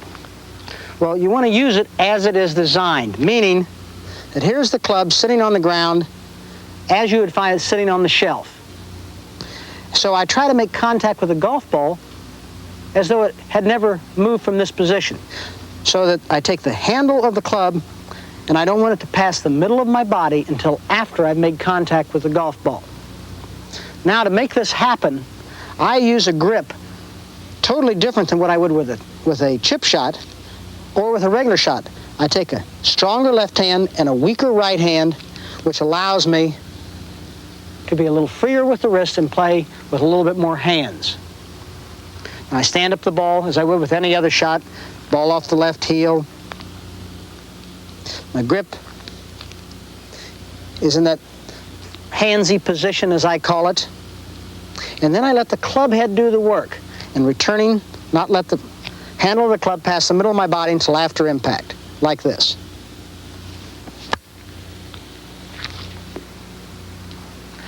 It should help you with a lot of your shots around the green, too.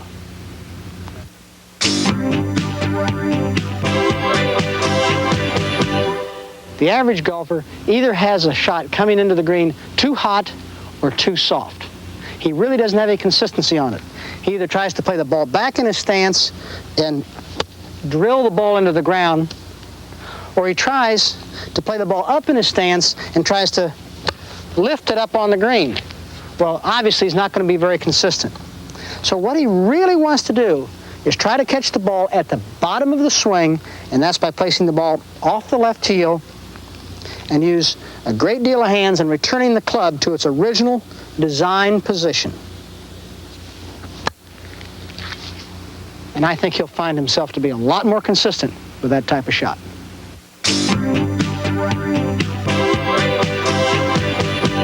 Does this shot scare you? Well, it really shouldn't.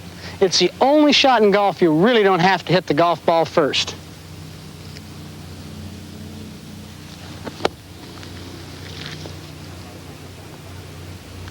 The sand shot is obviously played with a sand club.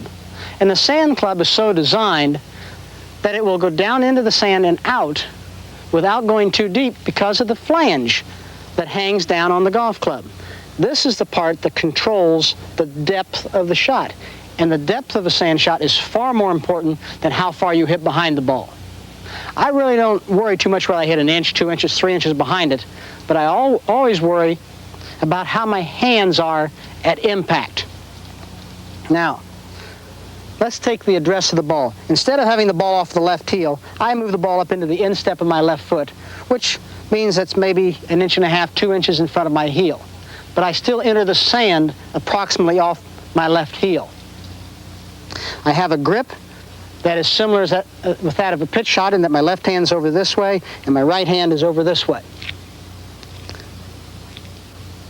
The club face is slightly open.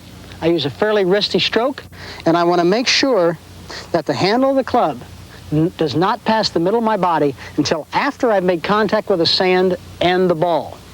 That's how I control how deep and how far behind the ball I hit. Something like this. So remember, you want the handle of the club not to pass the middle of your body, so the club will perform as it is designed until after you've hit the sand and the golf ball. Give it a try. It might help your sand play.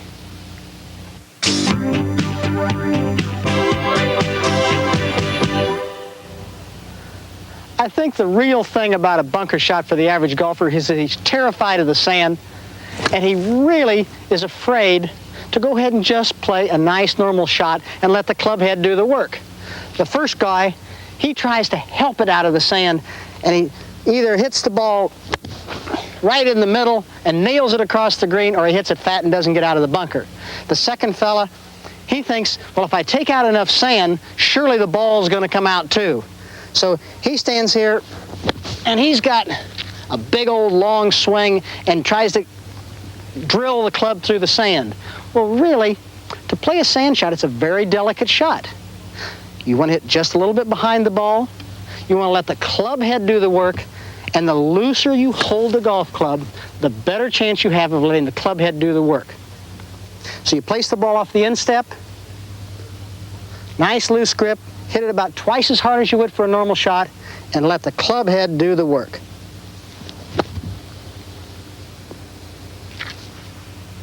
I think your sand play is about to improve.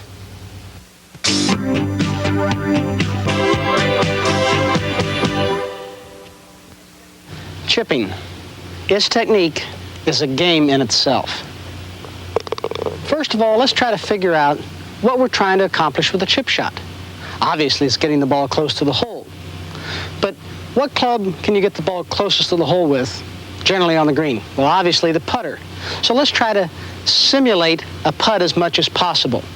So the first thing we have to do is get the ball on the green.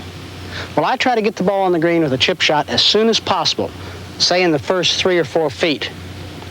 Well, let's just take this shot, for instance, here. I've got a 40-foot shot, maybe 6 foot off the green, and I try to carry it 3 or 4 feet on the green. That's maybe carrying it 10 feet and let the ball roll 30 feet.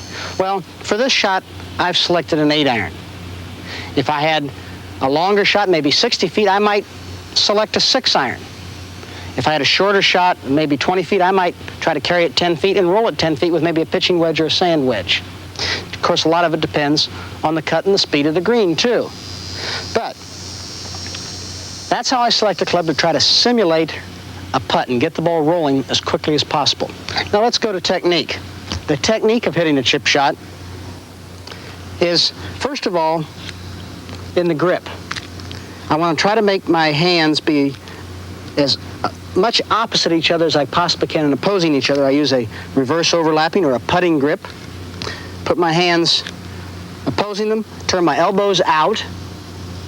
This allows me to be in a position of not being able to use my wrist. Unlike pitching, where you use a lot of hands, in chipping you want to take your hands out. I then make sure that the ball is placed in the back of my stance, somewhere near the right foot.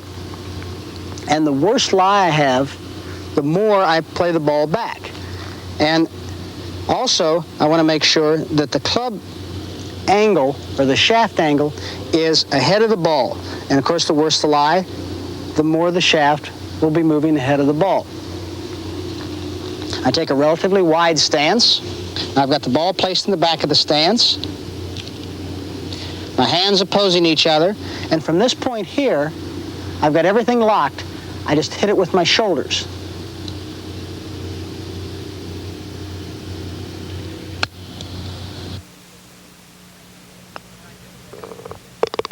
When I do this, I find I have a great deal of control over any chip shot.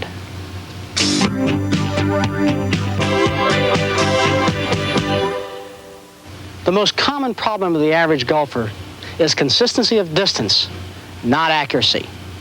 He tries to help the ball too much and uses his hands too much.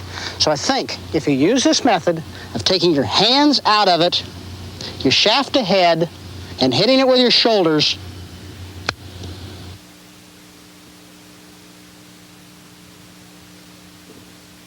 I think your chipping will improve greatly.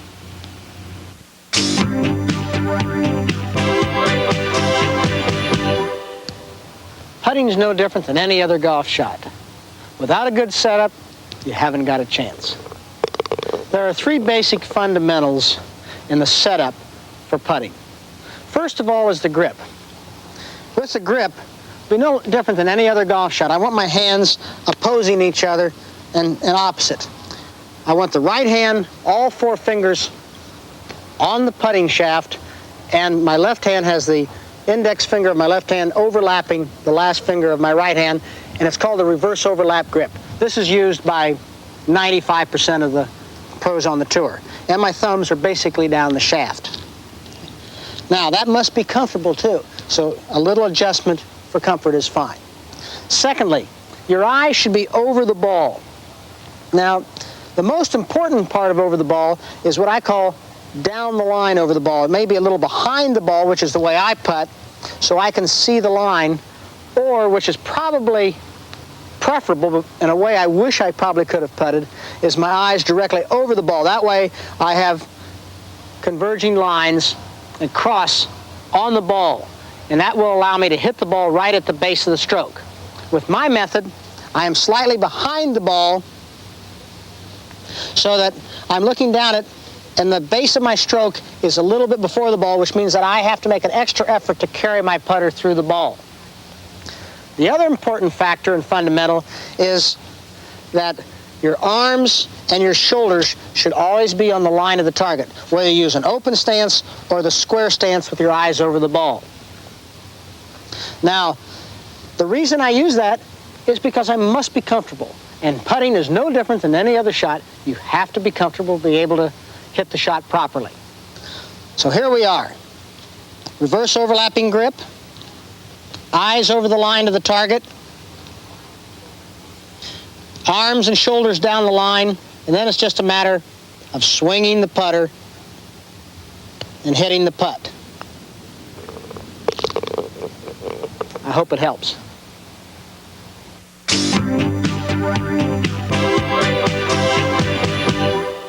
When you go to the golf course, you see all kinds of golf swings.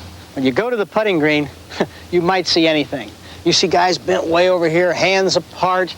You see guys putting on the side. You see guys standing straight up.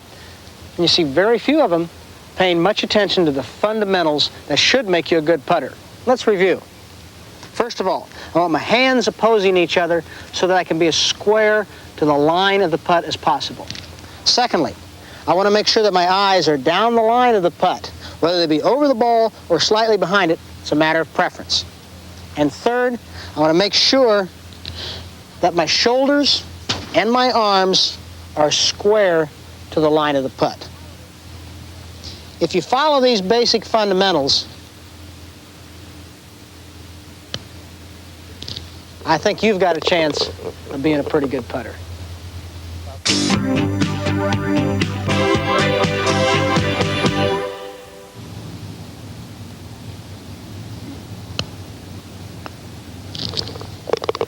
A good stroke is one that is repeated time after time after time. When we're putting, consistency becomes the name of the game. Being able to strike the ball solidly time after time. And I think there are two elements that I think are very important in my stroke that could help you develop your stroke and be a better putter.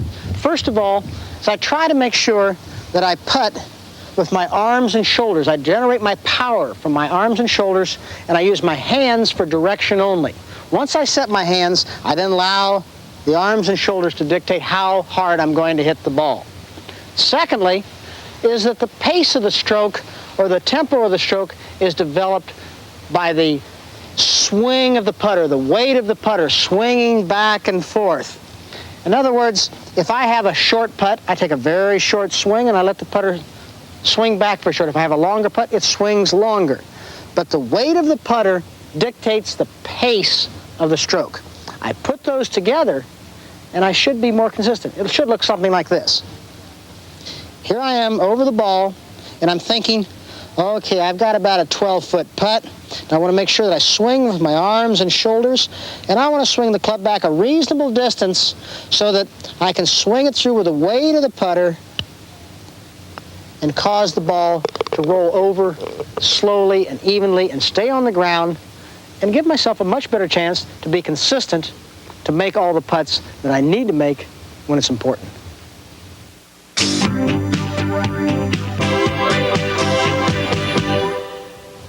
I think the average golfer doesn't separate his hands and arms enough when he's putting. And what I mean by that is he tries to use both his hands and his arms for direction and for power. And what results is that they start acting independently, and it sort of pulls the putter off the line and distorts the stroke. Now, this is what he might look like. And I'm sure you've seen that kind of a stroke, and I think you've heard about the yips. Well, those are the kind of things that happen when you're trying to do too much and try not to keep it simple. Now, the other kind of fault that you might see with the average golfer is that he quits at the ball. You see a lot of fellas that say, well, I'm going to take a big, long stroke, and then they stop at the ball. Well, obviously, you must be aggressive, and you can't stop the putter. So what I really feel you want to do is you want to let the weight of the putter take the putter back and have it back far enough so that when it arrives at the ball, it is arriving with its maximum force and you'll be aggressive going through the ball. Secondly, you want to make sure that the putter is swung from the shoulders and arms and not with the hands, and use the hands for direction only. That will keep the putter blade on line stroke after stroke. And after all, consistency is the name of the game. Here we are. Right down the line. Give it a try.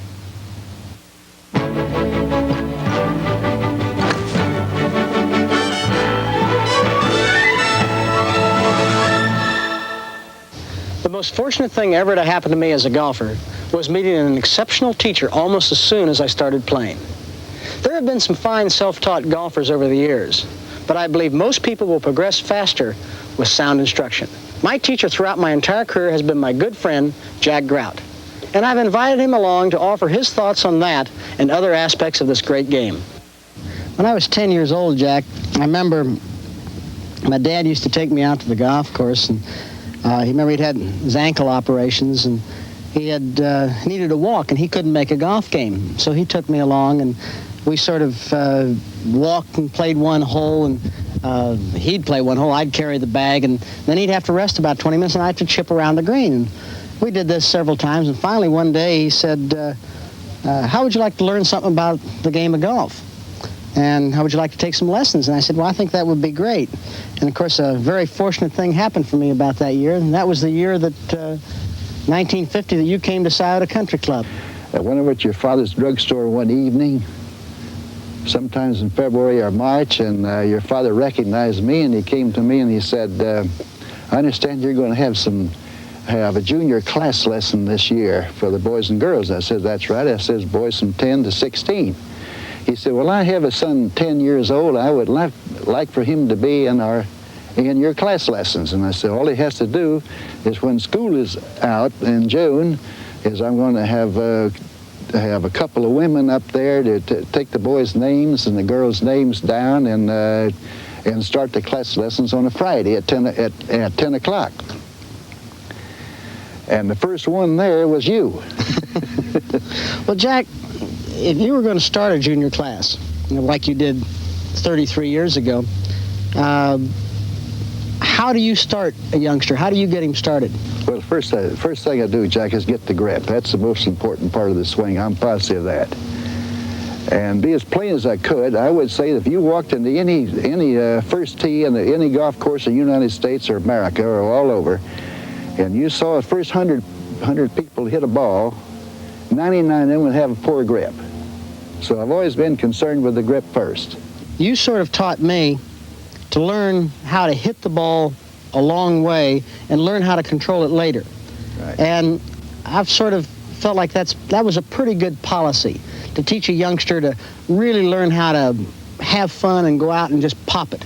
And then all of a sudden, as he gets a little bit older and he starts to think a little bit about trying to score, then you try to keep him on the golf course. Now, how did you do that with me? Well, I don't know. You just, whatever I'd say, you would do. And I would draw a comparison with baseball pitchers. All great baseball pitchers had a fastball, which is power, speed. Lefty Grove, all the fellows that could really smoke that ball would turn out to be great pitchers.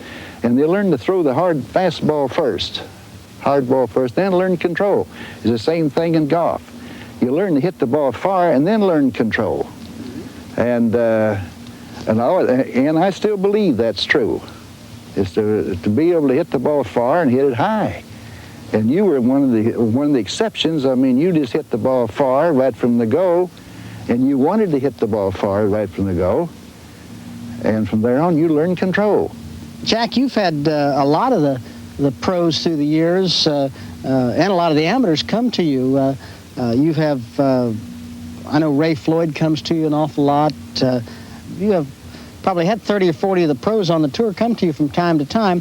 How do you handle them differently than you handle me, or what do you try to do with somebody when he comes to you? Well, all swings are different, you know, Jack. I mean, some of them are flat, some of them are upright, some are short, some are tall. But I usually take what they have and then I try to practice on what they're bad with. In other words, all these players come to me with good grips, or they wouldn't be there to be a fine player. Now, some of the fellas, possibly don't practice as much as they ought to, but I mean, I always try to help all the fellas. I've had a lot of amateurs come to me that I'm sure that I've improved in time. Some of the fellas are, as you know yourself, they're impossible. Oh, sure. So some people just can't play the game. That's well, you all. get a lot of women come to you too, Jack. Yeah, a lot of pretty good women players. What do you do? What do you do with the women? Do the same thing that women do with men. I mean, but women don't have the strength that men You have. have the strength, but you can generate speed with full turning, better understanding of the inside movement, backswing, hit the ball from the inside. Well, you just struck on something right there that I've always appreciated. You taught me. You said understanding. You always taught me to understand what I was doing with the golf swing, understand the moves of the golf swing, not only how to do it, but why to do it. And I think that has probably been the greatest thing that you taught me is teaching somebody, why you do something, and then they understand it completely. And if they can understand it, then they can become their own teacher. I remember Bobby Jones. He sat down with my dad and I, and matter of fact, it was at Richmond in 1955. It was the first national amateur I qualified for. And Jones sat there and he said, Mr. Nicklaus, and he said, and you, Jack, he says, I was a good player when I was a youngster, and of course, you knew Bob Jones, who saw him grow up. And he said, I didn't become a great player until I learned how to correct myself on the golf course. And as I was playing around the golf, if I got myself in trouble, if I didn't know why I got myself in trouble, then I would have a bad round. And he said, you've heard of Jones's 8 lean years. He said, I went through those 8 years, and every time I had a problem, what do you go back? Was it Stuart Maiden? Stuart Maiden, yeah. Yeah, he used to go back to Stuart Maiden. He says, okay, Stuart, what did I do wrong? And Stuart would help him, and pretty soon he learned what to do. And that's what you did to me. I always ran back to you as a kid. Every time I played a tournament, I'd come back and you'd say, come on, Jackie boy, let's go out there and hit some more. You'd have me playing 36 holes, hitting balls in the morning, hitting balls at noon, hitting balls at night. And but I wanted to do that. But each time we played, you made me learn something of why I was doing something, the mistakes I made. And I think that was the greatest thing you ever did for me, because it allowed me to graduate from being dependent on you to being dependent on myself. Well, Jack, you were an exception to all rules of the game. What do they say? Some people are born to be great, and some people are what is it? Learn to be great or whatever.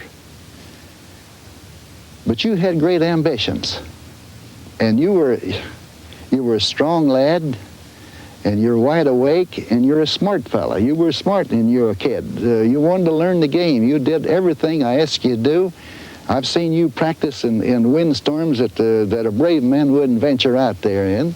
I've seen you. I would say to you, I said, Jack, if you ever play in Scotland, you're going to have to learn to play in the heavy winds, the hard winds. I've seen you practice in rain. I've seen you practice in snow, hail, whatever. And you didn't care. You just wanted to play golf. Well, I remember how many times in the wintertime at Scioto, we used to go down the first fairway and the snow would be on the ground, and we'd take a shovel and a broom and we'd go cover a flat spot off and get the snow off of it, and we'd hit balls. Of course, you couldn't pick them up because you couldn't find them. You couldn't lose them. And we'd just wait till the next snow, and we hit everybody's practice balls that were in the club, and then we try to figure out a way to separate them in the springtime. And then that one year we put the half a Quonset hut up. Yeah, well, that was nice and warm on me. Oh, that was great. I mean, we put this half a Quonset hut up here, and we put a heater back there, and we hit balls out in the snow all winter long. And you used up all my balls. I used up all your balls, all my balls, and all everybody else's balls. Well, that seemed like a long time ago, Jack. Jack Grout, it was a long time ago. It was great, and I've always admired the way you and your family, and I've admired the way you've played, handled yourself like everyone else, and you're a great champion. Thank you. Jack, something that you and I have done every year is that at the start of the winter season, before I go on tour, you've always gotten me to come down and say, okay, or at least I come down to you and I said, Jack, I'm a beginner. And you've started me out fresh. We start with the grip, the stance, and everything. And, why do you think that's a pretty good practice for most people? have to review the fundamentals of the game, the hands, the feet, and the stance, posture, and everything. Doesn't make any difference how good a player you are. It don't make any difference. You can fall into bad mistakes by just thinking about it. Sometimes laying off, say in the wintertime, like people do. You forget sometimes. You're thinking sometimes something different that might improve you. And a lot of people do that a lot of times. They want to get away with what they know better, and they want to try something different. That's the main thing. Well, from my standpoint too, Jack, I feel that coming to you early in the year, all those things happen. But also, it's at a time when I've had a layoff. Not only have I forgotten some of the good things, but I've forgotten a lot of my bad habits. Well, that's good to forget those. That's right. I forget my bad habits and forget the way I work with that bad grip and try to fit that to your game. Or you're going to try to change the fellow's grip. Or you're going to try to change the fellow's stance if he's got a bad stance. What do you try to do? If a person has a bad grip, I can't accept that. And I don't know how to work around a bad grip. Okay. If a man has a bad grip, I show him how to hold the club the proper way, and I insist that he does that. And I'll remind him every shot that he must adhere to the proper grip. Let me ask you this question, which reminds you of grip. A lot of youngsters start out and they have a very strong left hand. They think that's stronger, when in actual truth it's weaker. Right. But they feel like, and women hold it strong with the left hand, or what they call strong by turning the left hand to the right. At what age do you feel that a youngster usually is strong enough to start working with the right grip, or would you prefer him to work from the right grip right from day one? No, when a boy or girl is about 8 or 10 years old, their hands aren't very strong. And I would insist for a while to have the left hand over so they can see 2 or 3 knuckles for a while, and turn the right hand under, and so they can hit inside and get some power on the shot. But after a while, when they get a little bit taller and they get stronger, then I insist that they use a proper grip. I insist on that. Now, other than the grip, I always like to think that the shoulders must turn full. If I stand right angles to a person, say they're shooting the ball north and I stand east, I insist that I must see the right shoulder blade on the backswing. That is a full turn. That's 90 degrees or better. That is correct, and you must be that position. Some people like to play with their hands all the time, just move the arms and hands back and forth without any footwork at all or any turn of the hips and shoulders, and they'll never make a great player. I'd always like to think that if a person's starting out, that every person can make a great player. Okay. They have possibilities of making a great player. And without these fundamentals, you can't make a great player out of a person. Give everybody the equal chance. That's what I try. Can't make a silk purse, can you? Nope. Can't do it.